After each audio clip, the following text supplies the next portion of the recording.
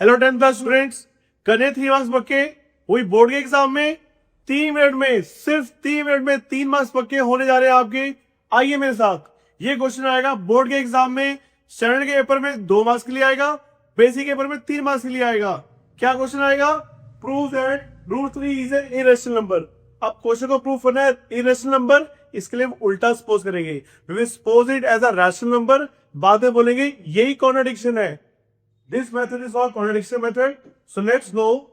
Let √3 be a rational number. √3 be a rational number. अब rational number आपने बचपन में पढ़ा हुआ है 8th क्लास में. What are rational numbers? Rational numbers are the numbers which can be written in the form of P upon Q. So let's go. √3 is equal to P upon Q, where P and Q are co-prime numbers. My dear students, this thing is a main thing for the question. ये आपका half marks carry करेगा। अगर आपने ये नहीं लिखा तो आपका हाफ मार्क्स कट जाएगा। बट क्वेश्चन राइज तक कोप्राइम नंबर्स होते क्या है? Coprime numbers are the pair of numbers which have nothing common, जिनके बीच में कुछ कॉमन नहीं होता।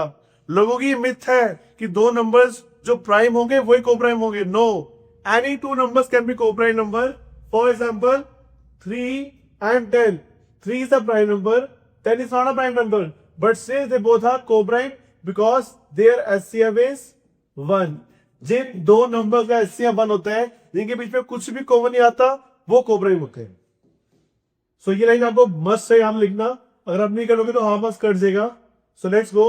√3 is equal to P upon Q, where P and Q are co-prime numbers. Now next step, squaring both sides. Since we have written squaring both sides, means हम left side में square करेंगे और right में भी square करेंगे। Left side में √3 का square और राइट साइड में P square form Q square, isn't it? Now √3 का square you have learn in class 9th, square से root cancel, it become 3, so 3 is equal to P square form Q square.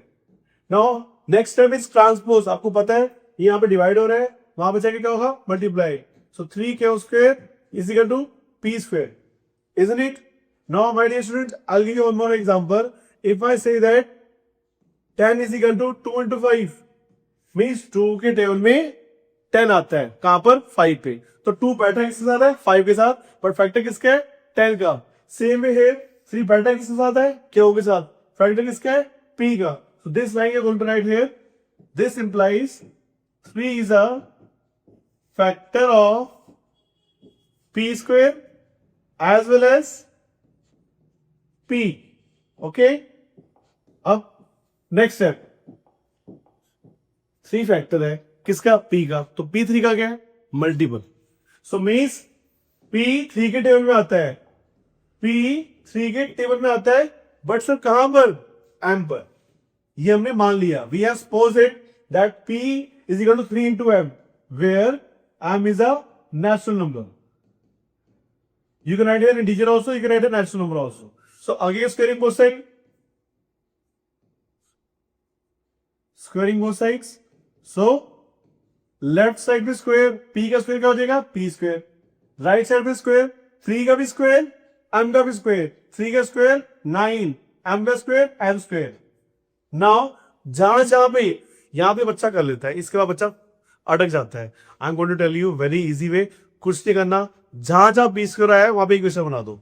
यहां B square आया, equation 1, यहां B square आया, equation 2। अब equation 1 कहती है मेरे पापा का नाम P square, is it? P square बोले तो पिंदरपाल। इक्वेशन 2 कहती है मेरे पापा का नाम भी पी स्क्वायर, पी स्क्वायर बोले तो पिंदरपाल, इसके पापा पिंदरपाल, इसके पापा पिंदरपाल। तो मीन्स ये दोनों भाई भाई। So moving ahead from equation 1 and 2, इसकी लेफ्ट साइड 3 स्क्वायर, इसकी right side 9M square, they both are equal. Now shifting transpose करेंगे, 3 will go on the right side, so Q square is equal to 9M square divide by 3, so 3 is 9, so Q square is equal to 3M square. Again same logic, 3 किसके साथ बैठा हुआ है? M के साथ। Factor किसका होगा? Q का। So this implies 3 is a factor of Q square as well as Q. But sir हमने तो कहा था कि P and Q coprime numbers हैं, और अब हम कह रहे हैं कि 3 किसका फैक्टर है, पी का भी और क्यू का भी। तो दाल में कुछ काला है, मैं 3 दोनों का फैक्टर है, पी का भी क्यू का भी। At last we can say that 3 is a common factor. ये बात लिखना मस्ट है, common factor of P and Q. Means 3 दोनों का फैक्टर आ गया पी और क्यू का। मतलब हम अपनी बात से मुकर गए। पहले हमने कहा था पी और क्यू कोप्राइम नंबर्स हैं, जिनके बीच में कुछ कॉमन नहीं होता। अब हम कह रहे हैं सी इज अ कॉमन फैक्टर। यही गड़बड़ है, यही कॉन्ट्राडिक्शन है, इसको हम बोलते हैं this is contradiction. This is contradiction. Our assumption was wrong. Our assumption means जो हमने सपोज किया था, हमने क्या सपोज किया था, रैशनल नंबर, तो वो गलत है। Our assumption was wrong means जो हमने सपोज किया था वो गलत है। जो नहीं सोचा था, क्या नहीं सोचा था, irrational number. So at last ये √3 क्या है, irrational number. So it is has prove, और आपके 3 मार्क्स पक्के।